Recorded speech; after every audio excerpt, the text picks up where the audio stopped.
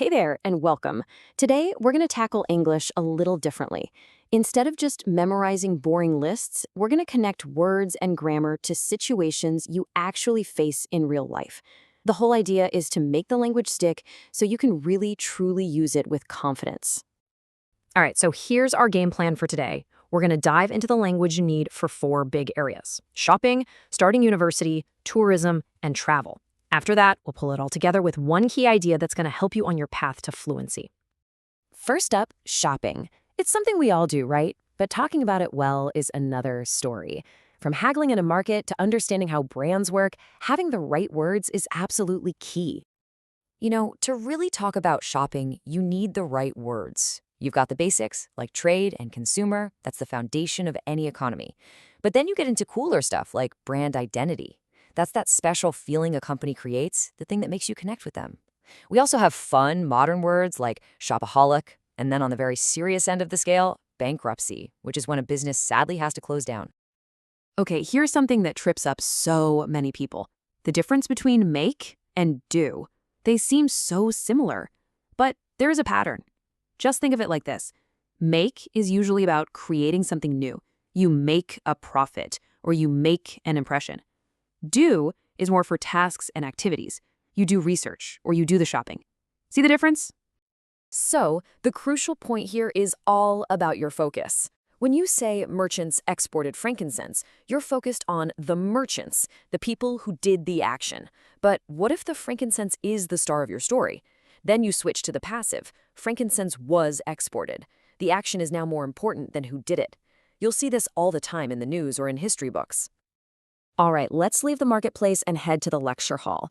Our next topic is a huge one: starting university. Believe me, this isn't just a new chapter in your life. It comes with its own language and its own challenges. This set of words, it perfectly captures the whole university experience.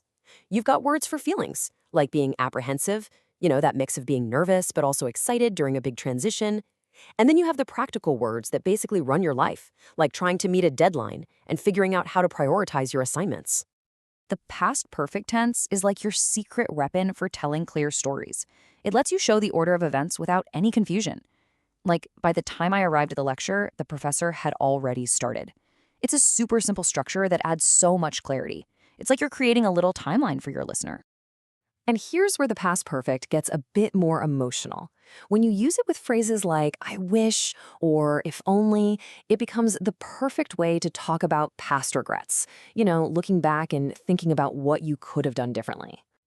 At university, there's no room for misunderstandings. That's where this kind of functional language is so, so important. Seriously, don't ever be afraid to say, "I'm not clear what that is." It actually shows you're paying attention. And then confirming with a simple "got it, thanks." Just make sure everyone's on the same page. Okay, let's shift gears now and check into the world of tourism and hospitality. Whether you're staying in a hotel or working in one, this entire industry is built on clear communication and making people feel welcome. Think of this vocabulary as your passport for talking about travel. You can describe your final destination and its stunning scenery, which just means it's breathtakingly beautiful. Or maybe when you're leaving a review, you'll talk about the attentive service you got. And hey, if you're looking for a job in this field, knowing the term hospitality industry is step number one. The first conditional is huge in hospitality because it's all about cause and effect. If this thing happens, then that thing will happen. But here's a little pro tip. You can swap out will for other words to change the meaning. For example, if the service is good, I should leave a tip. Sounds like advice. But I might leave a tip means it's just a possibility, not a sure thing. Let's be real. Nobody enjoys complaining. But sometimes you have to. The trick is to be polite, but also firm. Starting with "I've got a complaint about," get straight to the point without being rude. And if you're on the other side of that conversation, a genuine "I'm terribly sorry" can make a huge difference in calming things down. For our last topic, let's hit the road, and maybe the skies too. We're going to look at the language of modern travel, from its impact on our planet to the amazing jobs that keep us all on the move. This vocabulary connects you to some really big conversations happening right now. You can talk about the aviation industry and your personal carbon footprint. You can also complain about everyday stuff like traffic congestion. It even covers incredible careers, like being an air traffic controller, the person who keeps our skies safe. It's amazing.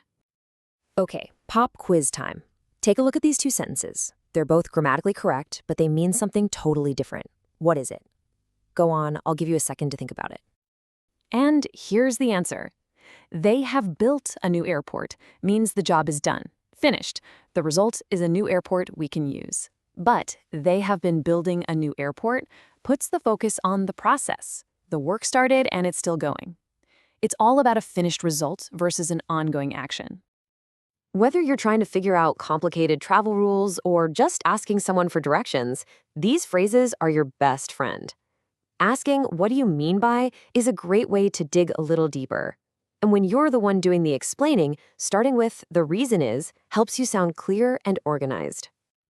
Wow, we've covered a lot of ground today, haven't we? From shopping centers to airport terminals. So let's bring it all home and talk about the single most important idea from all of this. Look, if you remember just one thing from our time together, please let it be this. Language is a tool, not something you just look at in a museum. Words and grammar rules are so much easier to remember and actually use when you connect them to real life, just like we did today. That's when it all stops being just theory and becomes something you can actually use to communicate. So here's my challenge to you. The absolute best way to improve is to start using this stuff right away. Think about the 4 topics we looked at: shopping, university, tourism, and travel. Which one is most important in your life right now? Just pick one and try to use 3 new words or 1 grammar point from it this week. That, right there, is how you turn learning into real fluency.